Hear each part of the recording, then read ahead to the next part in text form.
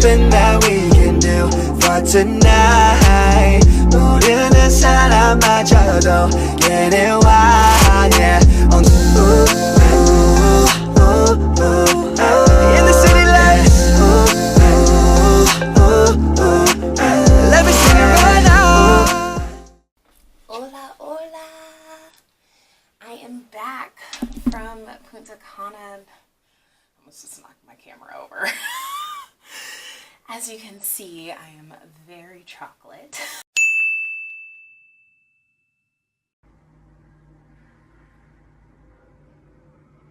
Boy, if you don't get Oh, Punta Cana was so much fun. Oh my god. I'm so happy that I went on that trip. Oh god, it was definitely something I needed. So, let's review, shall we? Let me tell y'all. Okay, so flying there, I told you guys in the last video that it was the first time I was flying internationally by myself, right? Y'all, your girl almost died like 17 times during this flight. First of all, I am never flying United again. I normally fly Southwest, just because that's literally what I've always taken whenever I fly. Wow. I ended up having to go through United instead of Southwest. And let me tell you, after this trip, I am never flying United again. Ever. The entire flight there and back, it was the absolute worst. Turbulence. I thought I was gonna die multiple times. It didn't help either that on the flight back, I was sitting next to a girl who also had a fear of planes. I'll get into that story later. First of all, when I got to the airport, because I didn't record, we got there, I think I got there, it was later than 4:15. I want to say like closer to 5-ish. I started freaking out when I got to the, what do you call it? The counter? I don't know, where you get your ticket or whatever. Because I had my boarding pass on my phone already, so I knew I didn't really need it, but I still needed to check my bag. So when I was trying to do the little thing, because they had these kiosks rather than you actually talking to a person. So these little kiosk things, and like you had to either put your boarding pass on there or your passport. My boarding pass, since it was on my phone, it wasn't working. Like I couldn't get it to like hit the thing properly, so she ended up having to do it with my boarding pass. I'm like sliding it in multiple times. It just was not finding it, and it kept pulling up with an error, and I'm like, oh my god, like I know I have this flight, because I'm like, what if they don't have me on this plane? Like what if I'm not really in the system? It was a whole mess. And the lady who was, I guess, directing people, whatever, she was so rude. She saw me struggling, and she was like, are you having problems? I was like, ma'am, I'm gonna let you know right now, this morning is not the morning. Like, don't come at me like that, because I am already in a mood, and you coming at me with this attitude is not helping. And she was like, oh, I'm sorry, I'm just trying to see if you need some help. Well, yes, I do need help, and there's a nicer way for you to ask me. try me, bitch. She ends up helping me with the thing. But my suitcase, I had weighed my suitcase before I left the house. My suitcase before I left the house was 46 pounds. I get to the airport and it's at like 51. So I get frustrated, and I'm like, I know my suitcase isn't this heavy. If I can lift it with one arm, it's not that heavy to be over 50 pounds. Now, granted, I can lift more than 50 pounds in general, but you know, when you know your suitcase is heavy and you like struggle picking it up. No, like I could easily pick up my suitcase. So I'm like, I know it's not that heavy. And she's like, well, you need to take it out or you have to pay $100. I was like, $100? She said, yeah, bags for United that weigh over $100 or over 50 pounds are $100 extra. I said, no ma'am, let me go ahead and take some stuff out. Got it down to like just at 50. I think it was like 50.1 or something. She was like, whatever, I'll just let it go. And I was like, oh god, this little, ooh. I don't know if it was just the pregnancy or what, but she had a little toot. So anyways, due to all that, it ended up, like, my flight started boarding at 5:40. By the time I did all that and got to the security check, it was like 5:20. So, of course, I start freaking out. I'm like, oh my God, I'm not gonna make this flight. And I start crying. I literally start crying. Like, there's tears rolling down my cheeks. People in the line are like turning around and looking at me. And they're like, are you okay? Are you okay? And I'm like, no, I'm about to miss this flight. Like, and my anxiety was just like really flaring up. And luckily there was a lot of nice people. And they were like, go ahead, go in front of me. We have time till our flight. I ended up passing up like 15 people because I was just boo crying. It was a mess. Like, it was a whole mess. It was tragic. So I get to Chicago and, you know, where did I think I was at Midway. Yeah, it was Midway. I was at Midway. And Midway's, you know, a fairly big airport. For me, at least. And I get lost. I get lost while trying to find my gate. I don't know what way I went, but I went the wrong, like, completely opposite direction than what I actually needed to go. And because they did end up giving me a boarding pass, but my boarding pass didn't have a gate on it. The boarding pass on my phone had a gate, I think it was like gate C or something like that. But then when I looked at the board said gate D. So, not even thinking, let me ask around and find out where this gate is. I just start wandering the airport. And I finally gave in and asked one of the ladies at that little desk that always like speak over the little things. God, I just can't find words today, clearly, because everything has been little thing. Stop it. Get some help. Anyways, so I end up finally asking one of them to help me. And I'm like, can you just tell me where this gate is? Like, I feel like I'm really lost. And she looked it up and was like, girl, you need to be all the way on the other side. The whole flight was just air pocket, air pocket, air pocket, air pocket. Like, we were literally going like this the entire, I think it was like a 4-hour flight. The entire 4 hours. I fell asleep because I took a Benadryl right before I left. I fell asleep, and when I woke up, it was about like 45 minutes before we had to land in Punta Cana. The girl next to me, she was like, oh, you have to fill out these like international forms. Normally I don't, like, someone else does it for me. So I literally had no idea what I was doing.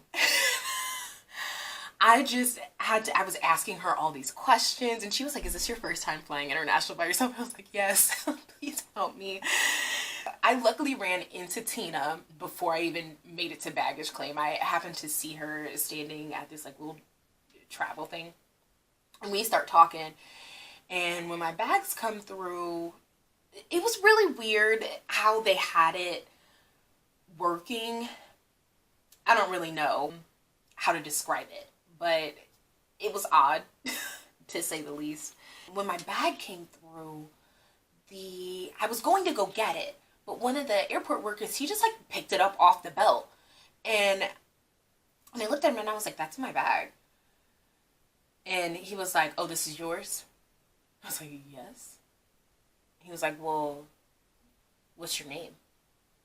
So I told him my name, and then he looked at the name on the tag, and he was like, who are you here with?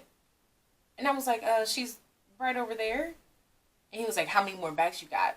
And I'm like, can you just give me my bag? Like, and I was like, this is the only bag that I have. And he was like, so this is yours? And I'm like, yes. What more do you want me to tell you? Like, do you need me to show you my passport? And then he just stared at me for a good, like, 20 seconds. And I start reaching for the bag, and he, like, slightly pulls it away. And I'm like, can you, like, what are you doing at this point? We got our bags, and then, you know, me and, as you saw that video of me and Tina singing Dora the Explorer as we're walking through the airport. parched. Okay. So the resort, oh, the resort, it was so beautiful. It was so, so beautiful. It was called Presidential Suites. I definitely recommend staying there if you do go there. The staff, they are very, very lax. Very lax. We consistently saw them just chilling, like sitting in the seats for guests, smoking, like having full-blown conversations. And we were just like, all right, I guess this is how they do it in Punta Cana. Okay. All right. We're going to go with it. They are very lax, but they're very, what's the word I'm looking for?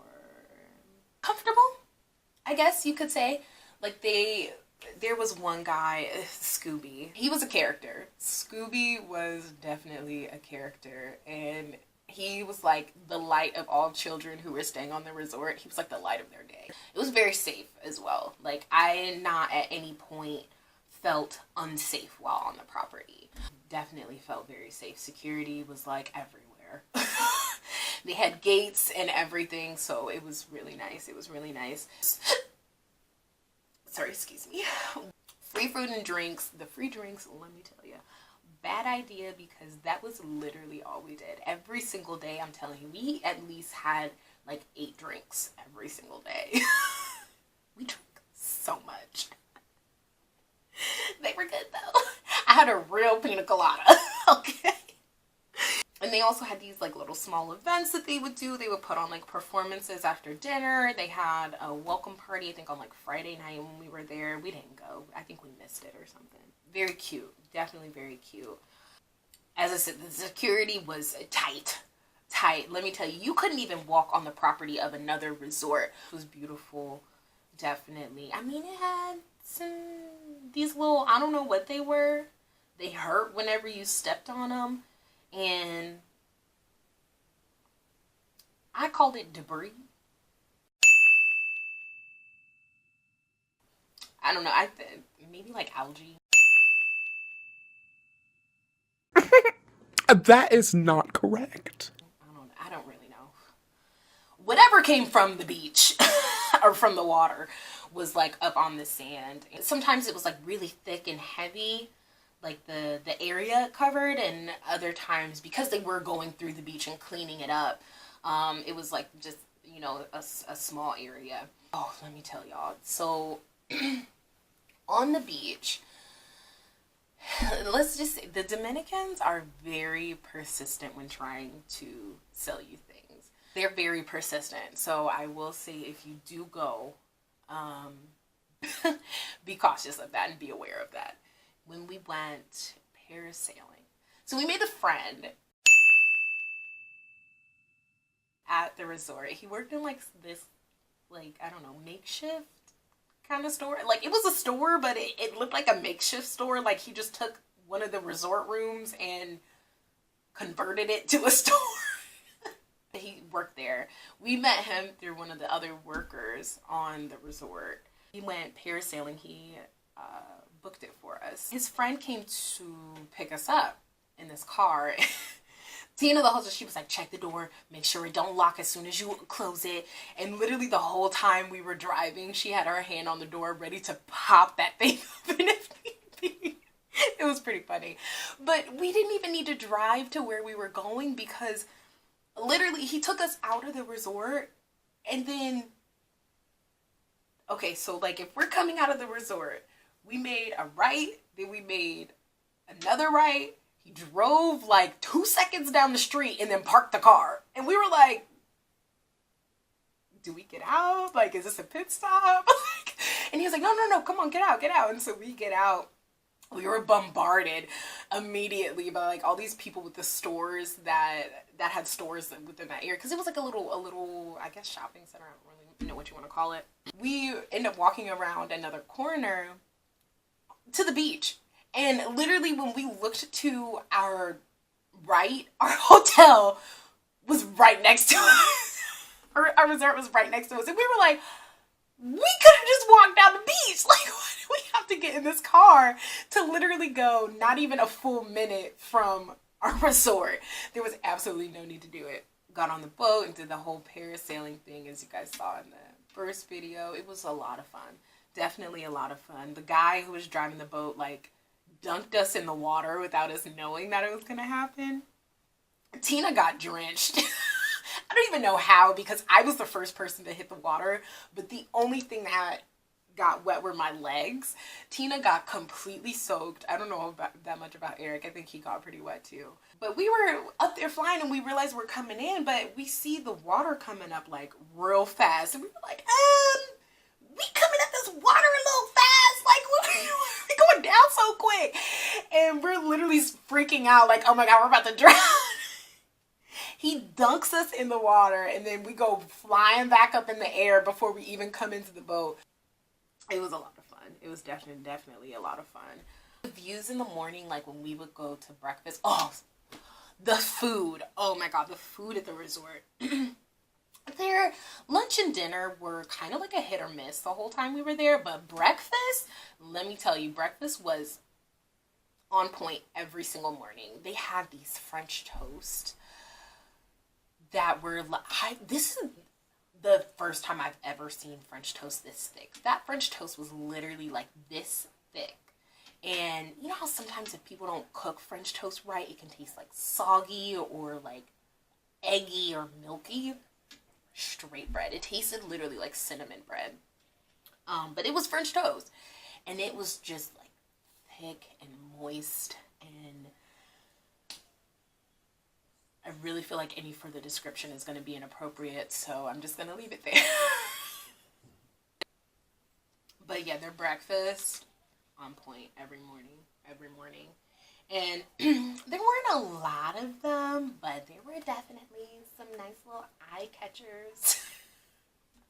In Punta Cana, like when we were walking along the beach, we would see some of the guys doing like the party boats and stuff, and we'd be like, hey. Like, I'm sorry. There were a couple though. Sunday we went out. We had originally planned on going out on Saturday, but Angel was taking us out and something happened and he couldn't do it anymore. So we ended up going out on Sunday. I wouldn't say it was a complete fail. It just wasn't, I think, what we were expecting. We were expecting to go out on Saturday, which is normally like a prime time that people go out on the weekends. Angel's telling us that it was going to be, you know, lit on Sunday too. So we went out thinking, okay, we about to be up in here partying. Not at all. It was still fun though. We ended up getting like super drunk. He took us to this bar or club, I don't really know, called I think Legacy, and it was like in a casino. And one of the bartenders, it was her birthday, and Tina told her that it was her birthday as well. So the bartender just like kept giving us shots the whole time. And then some guy randomly came up, I don't know what happened, but he told Tina like, oh, you guys' drinks are on me for the whole night as long as you go through her. And we were just like, oh my God, this is so much liquor. 2 shots of vodka. We are here for it all. Give us the drinks. We got pretty drunk. That is when that video of us sitting on the couch being absolutely extra happened. It was after that night. Because we had a lot to drink. I'll just say that. We attempted to go to Coco Bongo, which is a popular place there, but by the time we made it there, we spent so much time at Legacy, by the time we made it there, it was closed. So, but it was definitely still a lot of fun. We found this beach bar that was like right next to our resort. We went there thinking like, oh, you know, this should be fun, because they were playing music. Y'all, they played the same beat literally for like the rest of the day. It was just this one solid beat. And DJ was literally like had headphones in, was doing stuff on his computer and everything. The people that were there when we went there, they were just like, and we were like, y'all been listening to the same beat for like 3 hours. He didn't change it at all. He would throw in a little like Windows sound effects, like I think when Windows is like shutting down or turning off, he would throw in that sound effects, or he would throw in a like where it would like go down and then it would build back up, or like little random sound effects. And I'm like, is that really what you're doing over there on your laptop? Like you're just finding sound effects to add to this one simple beat? Because that beat did not change from the time that we went there at like 4 o'clock until 3 in the morning when we went back to the bar at our resort. We could still hear it. We could still hear the little Windows sound effect too. Oh, it was so, I don't even know. The party boat. Did the party boat through one of the beach people, even though the resort literally tells you not to take excursions from the people on the beach.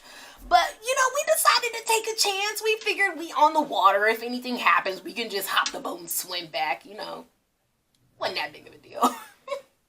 The party boat was definitely a lot of fun. It had, like, you could do snorkeling. They had swim with dolphins on there, but you couldn't swim with the dolphins. It was a let's observe the dolphins. Swimming with the dolphins was actually a whole different excursion. They literally took us to the part where the dolphins were. And we're like, oh, look, there are the dolphins. So we think like, oh, okay, we're going to go up and get out of the boat and see the dolphin. No, they kept us real far from the dolphins and said, look, all right, we're next thing. We're like, oh. Yay! They had snorkeling, they had that, and then there was, I feel like there was something else that I'm missing that was a part of it. But then they took you to like this area where the water was shallow and basically you could get out, mingle with the other people that were on other party boats, because it wasn't just your boat, it was like all the party boats, and it was like a shallow watered area. They would bring drinks down from the boat. You could have drinks down there and just party because all the boats were playing music. I wanted to go down there, but, well, first of all, I didn't even get in the water for the snorkeling. As you saw, I took video. There's these black women that were on the boat with us, and one of them, she came back in because they had originally gotten off the boat. But she came back and she said, I saw a stingray, and that was it. I decided to come back in. And we were like, oh, we definitely not getting in the water now. She's seeing a stingray. And it was a giant stingray that was just like swimming. And people were just looking at it, observing, and I'm like, okay. Not me, but okay. But it was really fun. It was definitely a fun experience. Flying back, again, never am I ever flying United. The entire flight was just as bad as when I actually left, if not worse. My camera died. Sorry. Where was I at?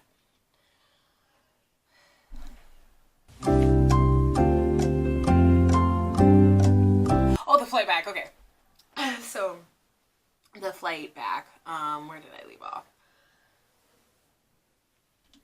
Oh, it was so much bad turbulence. And by the time we landed, I was literally a nervous wreck. Like, I almost had a full-blown panic attack on the flight because it was so bad. Once we landed, we had to go through customs because we flew into Washington, D.C. We had to go through customs. I originally thought that I had like a 2 to 3 hour layover in Washington.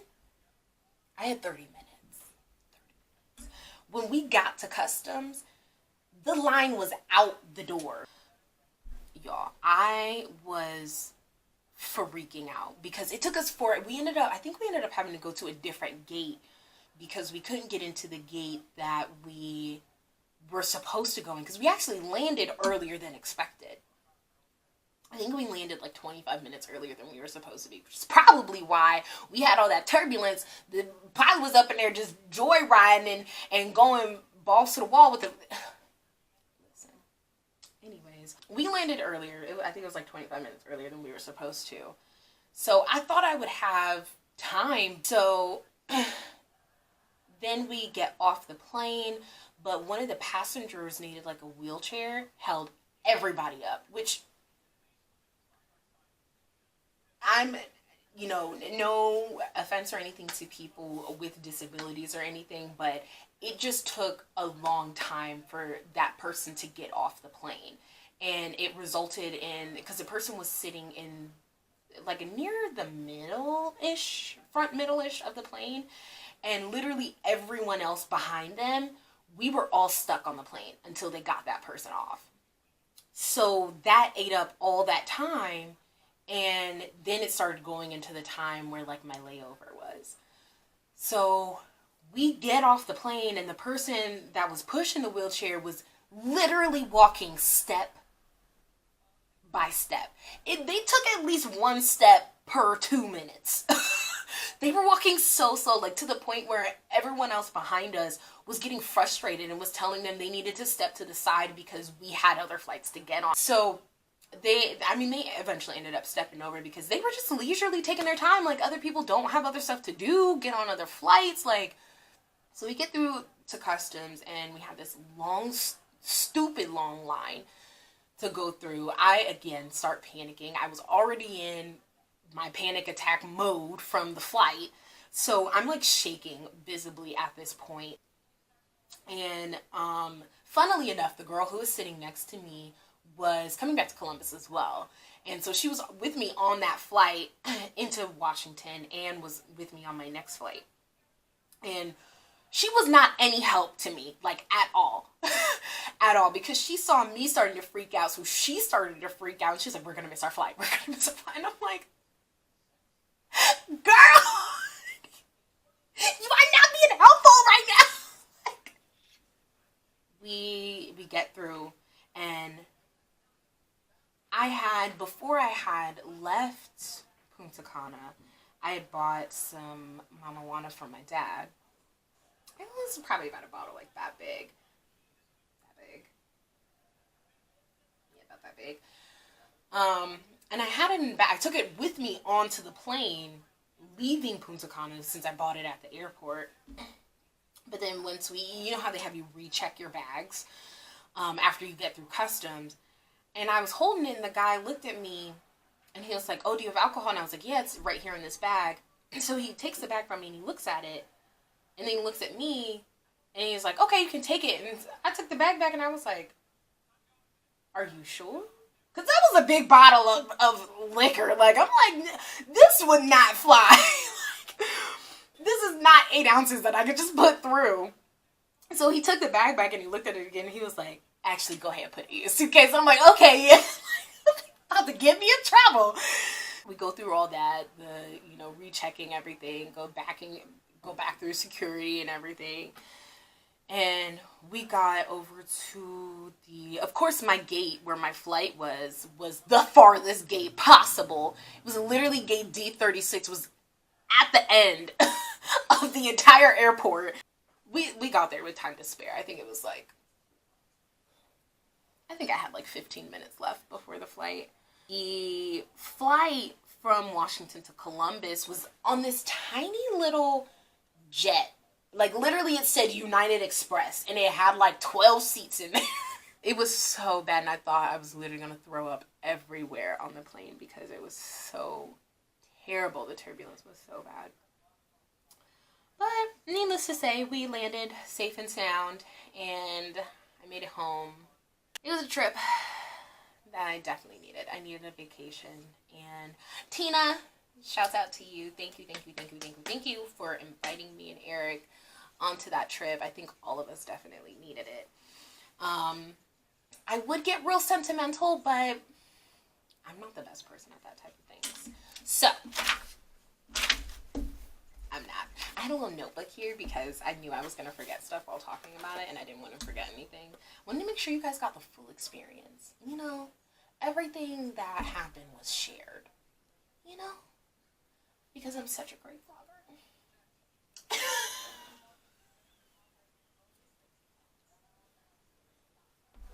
I need to go home. I am home. Definitely we're doing it again. I wanted to go to Japan for my birthday, but those plane ticket prices were a little expensive, so we'll see about that. I will include also a bit. I recorded myself going through some of the pictures that we took. It's not all the photos that I went through, but it's a good portion of them. So I hope you get a kick out of it. I'm just gonna end this here because I have nothing else to say and I'm just talking at this point.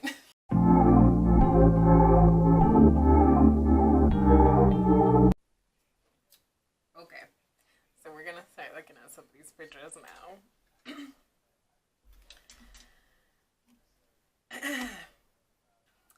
Okay, get it, Tina. Posing for the god. Okay. Wait, clear up. Okay, so this next picture, Tina was, he had Tina lay on her stomach to put one bird on her foot and the other on her shoulder, right? Y'all, the bird on her foot was having a good old time with Tina's toes. He was munching. Okay, yes, going with the wind. Oh, this. I'm always being extra in pictures, y'all. If y'all see me in any pictures, if I post some and you just look at it and you're like, what is she doing? Just know that is me on a daily basis. I never have any chill. So, oh, okay, yes, my boobs look great right there. Yes, Eric getting all the nice close-ups, but he couldn't tell me that I had this little braid over here that was just doing its own little thing. Couldn't tell me to fix it. Look at it. Being crazy. Acting real wild. Eric. Oh. It's still cute though. I posted it on Instagram already, so. Oh well. Oh yes, Tina. With the wind. Listen, me and Tina on this day, this was the day of the boat party. I had on this white, like, kind of shawl type thing, but it had like a onesie or a bodysuit in it. I don't know. I bought it from Fashion Nova. It's real cute though. And Tina had on a kind of like this. I don't know what this is. It's not coming to mind right now. So we just gonna leave it at this. Listen, you couldn't tell us nothing that day. We just knew that we were meant to be in every video possible where, you know, they stand there and they just give you looks at the camera. And the thing is doing this and, you know, flowing in the background. Victoria's Secret Angels during a commercial, you know, when they walk through the hallways. And they got the little dress thing blowing in the back. That was, yeah, that's who we were the whole time. You couldn't tell us we weren't. I don't care what nobody says. I was in every music video possible. Oh, yes, jawline. Okay, Tina. Coming in with the jawline, looking all perfect. The smooth skin and everything. Ooh. Yes, close ups. Look at me in the back, just.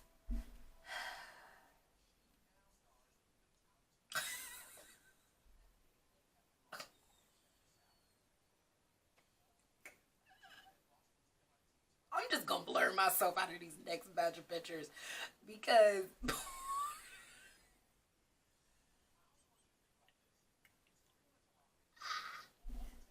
with the way my hair was and the sunglasses,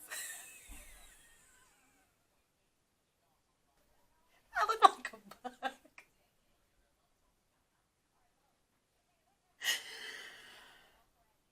Oh.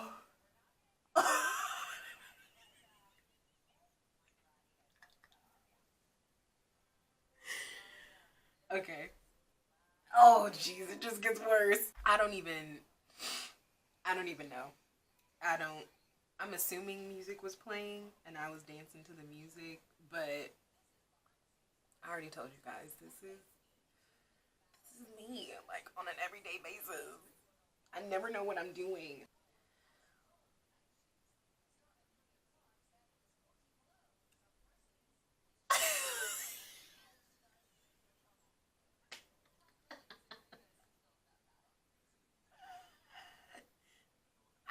have no words right now.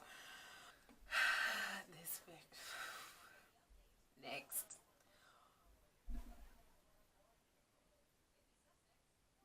I'm not even gonna show y'all this picture.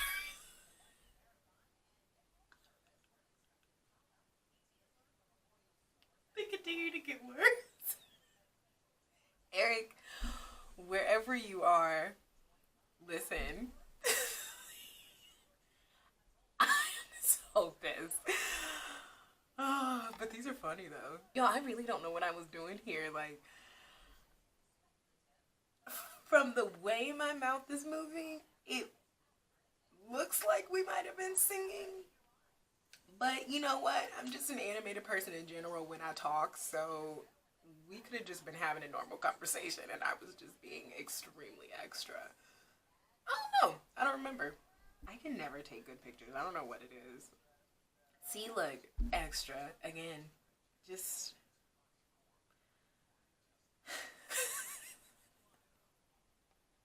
I can't even say anything about this. Eric's so picturesque, like what? Or I feel like that's not the right word I need to use. He's very photogenic. Wow. Like literally all the pictures we took, I would take the picture and be like, this bitch. Like, look at this. If I would have tried it, that's not what it would have came out as. Like, see? Exhibit A. Exhibit B. I feel like this is the only slightly decent picture. I don't even remember. I was real trustworthy with my phone, huh? Holding on to that rail. I definitely could have dropped that because, let's just say, ooh, I was real trustworthy. I was holding on to it with 2 fingers at that. Not even like my hand and then just resting my wrist on the thingamajig. I was holding on to it with 2 fingers. Well,